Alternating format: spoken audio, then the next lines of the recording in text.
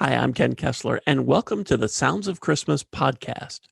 Just so there are no misunderstandings, there won't be any music played here. This will be a place for conversation. I'll talk about Christmas music and some related topics, sometimes by myself and sometimes with guests. If you're looking for music, just go to soundsofchristmas.com and click on the tree or the player on the front page or on the Listen Now page. We play the best variety of Christmas music all year long, well, except in October when we play the best variety of Halloween music.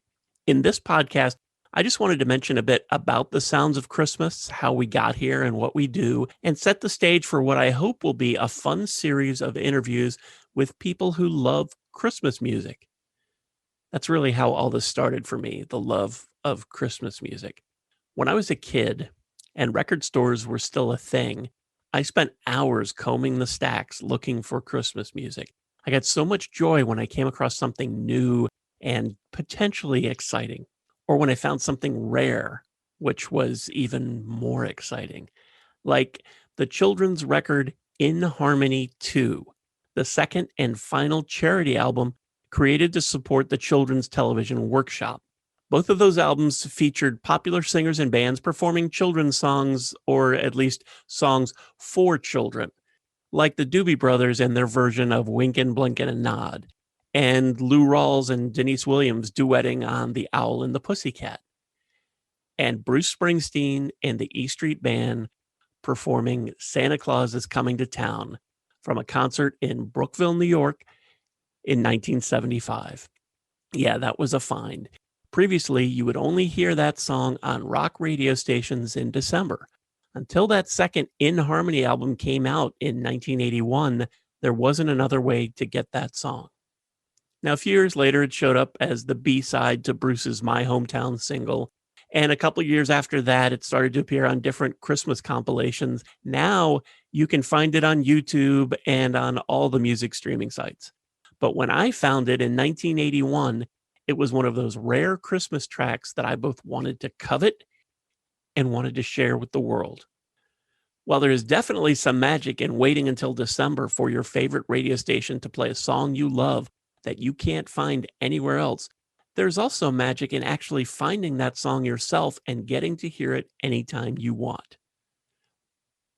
Speaking of magic, in December 1984, I vividly remember walking into a mall record store and stopping in my tracks as they played something new. It was an album simply called Christmas, and it was from a group called Mannheim Steamroller. I was enthralled. It instantly sounded like something wonderfully familiar, and somehow at the same time, it sounded like something wonderfully and uniquely different than anything I'd ever heard before. We all have memories of the first time that a certain song touched us. For me, these two seem like pivotal points in what was to become the Sounds of Christmas. Aside from those playing Christmas music, there aren't too many radio or internet stations that play both Bruce Springsteen and Mannheim Steamroller. But Christmas stations are able to bridge those very different genres. That's why you'll hear your local station that plays today's hits relaxing their format a bit in December so they can reach back into the past and play Bing Crosby, the Eagles, and Whitney Houston right alongside Taylor Swift, Meghan Trainor, and 21 Pilots. Every year, as we approach December, I always started to get excited. I'd keep an eye out for all the new Christmas music and wait for my local radio stations to start sifting it into their playlists. It was even more exciting once I began working in radio and I could be a part of it. There were many times by choice I worked long shifts on Christmas Day. I got to play lots of my favorite Christmas music and feel like I was spending part of the holiday with all of my friends, some of whom would even call at some point and tell me they were listening and even request a song. As radio's approach to Christmas music began to broaden, I got even more excited. Soon, more and more stations were going all Christmas, and they were doing it right after Thanksgiving, and some even before. This was a big change from my first job in radio, where we didn't go all Christmas until midday on Christmas Eve. Unfortunately, the excitement that I felt waned pretty quickly. The all Christmas stations were playing a very short list of songs, sometimes less than 100, So it was often a mix of the same tunes over and over and over. I think this is a big part of the reason that lots of people get sick of Christmas music so quickly. Bing Crosby recorded lots of Christmas songs, but usually the only one you hear on the radio is White Christmas. Elvis Presley recorded 2 complete Christmas albums, but Blue Christmas is almost all you hear, although some radio stations do occasionally play his version of Here Comes Santa Claus. This is true for lots of artists. Frank Sinatra, Dean Martin, the Beach Boys, Andy Williams, Johnny Mathis. Burl Ives recorded other songs besides the handful that appear in that Rudolph TV special. Mariah Carey has even recorded 2 complete Christmas albums along with several singles, so much more than just All I Want for Christmas Is You. I just knew there had to be others out there who felt the same way I did.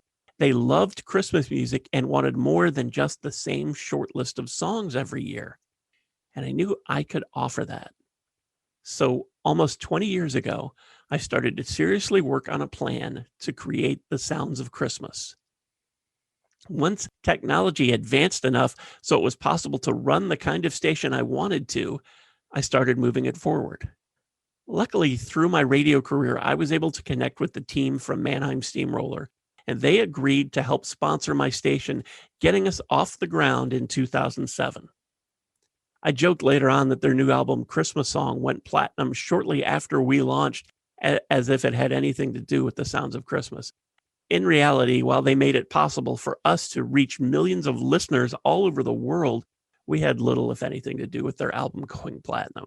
While they had everything to do with our successful launch, they truly made it possible. In those early days, The Sounds of Christmas aired in November and December, and then I turned it off after Epiphany, January 6th. I turned it on again in mid to late October and started a new season. Mannheim Steamroller returned to sponsor us again and again, getting us on the air and helping us to stay on the air for those first few years. And to put it bluntly, we wouldn't be here without them. Now, I have been very fortunate to have been able to connect with other singers and bands along the way who have also helped us continue to broadcast. In fact, due to their help, I've been able to keep the Sounds of Christmas on all year long. That's something that listeners have been asking us for since our early days. And we were finally able to make that happen a few years ago.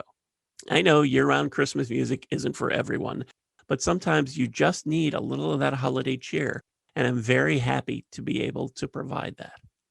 Each December, I get to feel like I'm sharing this special season, or at least part of it, with friends, new and old, all over the globe. And I am very grateful. So I guess that's it. That's the story of the Sounds of Christmas, how we got here, and what we do. I don't have any set schedule for how often there will be podcasts. My goal is to try and get one posted every week or two. There may be some very ambitious weeks where I post 2 or 3, and there may be 2 or 3 weeks where I don't post any. I'm sure there will be an increase in that when autumn rolls around and we get ready for the next season. Check back often or subscribe to us on your favorite podcasting site. In the meantime, thanks for listening. If you have comments or suggestions, feel free to reach out to us on social media, facebook.com/SOCmusic or @SOCmusic on Twitter. Thanks again, and may you always believe in Santa Claus.